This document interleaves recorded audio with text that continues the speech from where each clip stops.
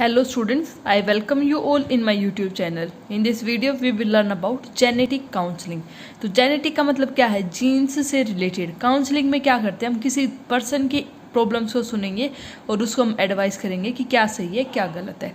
तो genetic counseling, it is a process where qualified counselor will advise individuals and families affected by or at risk of genetic disorder and to help them to understand and to adapt to the medical, psychological and the familiar implication of genetic contribution to the disease.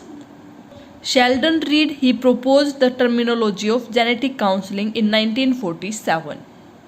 According to American Society of Human Genetics, genetic counseling is a communication process which deals with the human problems associated with occurrence or at risk of occurrence of a genetic disorder in a family. So genetic counseling में क्या है, जो counsellor है वो counselling provide करेगा to the family members और the individual जिनको या तो रिस्क है जेनेटिक डिसऑर्डर होने का, या किसी की फैमिली के अंदर रिस्क है, या फिर किसी फैमिली के अंदर डिसऑर्डर है, कोई जेनेटिक डिसऑर्डर है, तो उसके लिए क्या करेगा, उसको काउंसिल प्रोवाइड करेगा. Genetic counselling it is defined as a process in which patient और their relatives who are at risk of getting a genetic disorder और are made aware of consequences क्या है डिसऑर्डर के, ये ट्रांसमिशन कैसे होता है और क्या वेज हैं, इसको हम कैसे प्रिवेंट कर सकते हैं, इसके बारे में उसको काउंसिल करना है. Example of genetic disorder like Down syndrome, cystic fibrosis, sickle cell anaemia and spina bifida. Purpose of genetic counseling. Purpose of genetic counseling, it includes history taking, pedigree chart, ethnicity, estimation of risk, consanguinity marriage and exposure during pregnancy. We will discuss one by one. First point is history. तो history के अंदर proper record of history is necessary. It includes past and present history, family history of the same problem, same genetic disorder, obstetric history जिसके अंदर mother की हमें history लेनी है during pregnancy time, whether she is expose to any teratogens like drugs और x-ray during the pregnancy, history of any abortion और still birth and inquiry about consanguinity. Consanguinity का मतलब है कि रिलेशनशिप के अंदर मैरिज हो जाती है तो उसके बारे में हमें पूछना है. तो this was a point regarding history.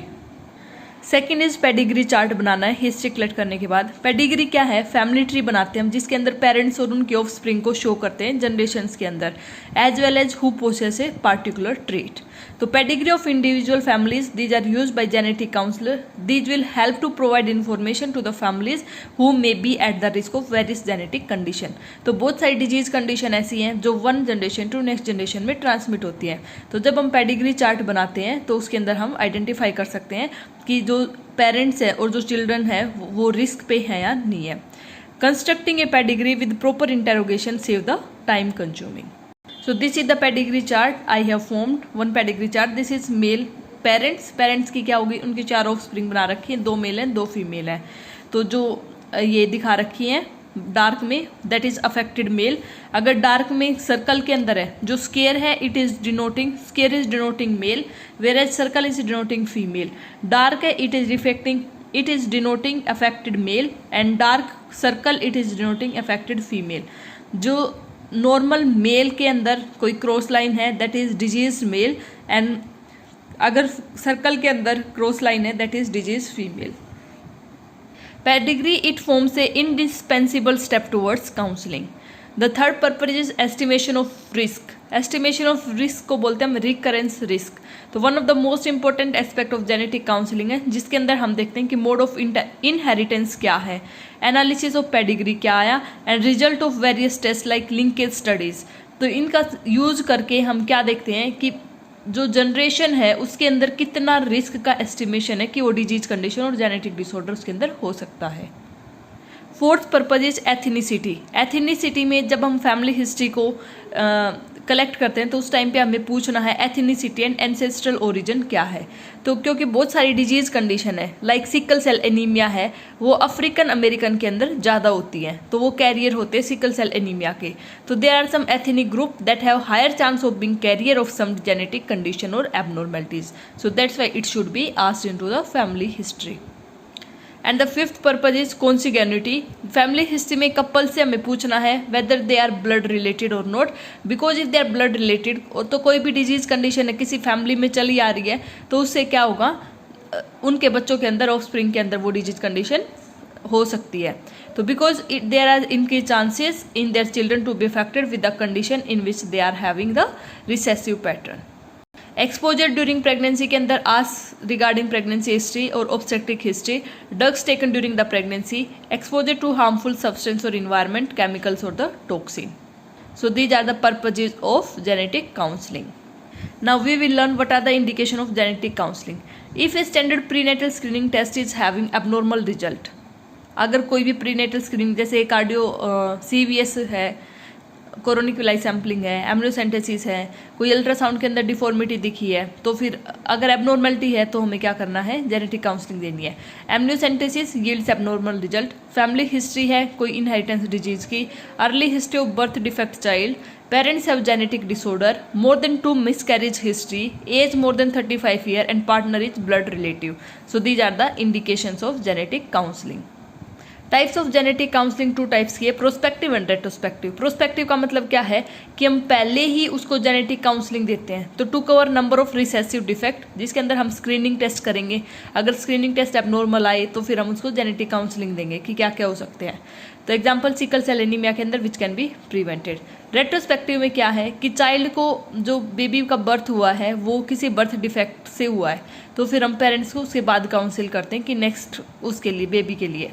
तो this can be done after contraception, pregnancy termination और स्टरलाइजेशन। तो these are 2 types, prospective and retrospective. Retro का मतलब होता है बैक में जाना, प्रोस का मतलब है कि पहले ही फ्यूचर के बारे में सोच के उसके बाद स्टेप लेना।